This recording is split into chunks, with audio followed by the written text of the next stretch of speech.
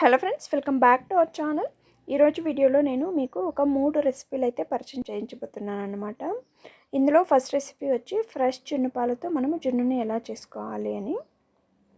Fresh జున్ను పాలు అంటే నేను ఇక్కడ రెండో రోజు జున్ను పాలను తీసుకున్నానండి. రెండో రోజు జున్ను పాలకి 1 కప్పు జున్ను పాలకి 1 కప్పు మనం రెగ్యులర్గా యూజ్ చేసేటువంటి మిల్క్ని అయితే వేసుకోవాలన్నమాట. ఆ విధంగా నేను ఇక్కడ జున్నును అయితే రెడీ చేసుకున్నాను. అప్పుడు మనకు పర్ఫెక్ట్గా కేక్ లాగా జున్ను అనేది బాగా వస్తుందన్నమాట.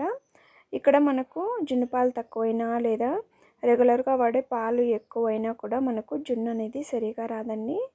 1:1 రేషియోలోనే మనం సెకండ్ డే జున్ను పాలకి మిక్స్ చేసుకోవాలన్నమాట.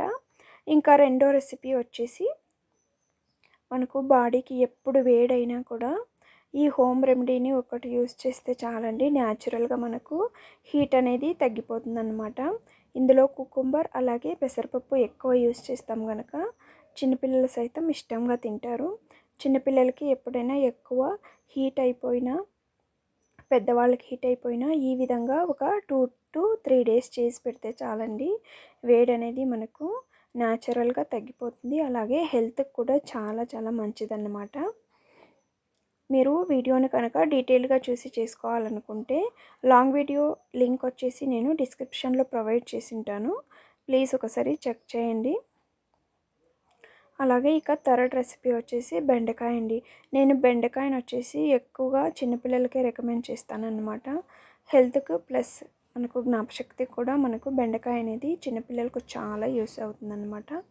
మనము కర్రీ లాగో లేదా సాంబార్ లాగో చేసి పెడితే అస్సలు తినరు. ఇలా మనము బెండి రైస్ అంటే చాలా టేస్ట్గా ఉంటుంది. మనం డ్రై నట్స్ కూడా యూస్ చేయొచ్చు కనుక చిన్నపిల్లలకు చాలా హెల్దీ అన్నమాట. ఇలా ఒకసారి ట్రై చేసి మీకు పిల్లలు ఉన్నట్లయితే పెట్టండి, మళ్ళీ మళ్ళీ అడిగి మరీ చేయించుకుంటారనమాట.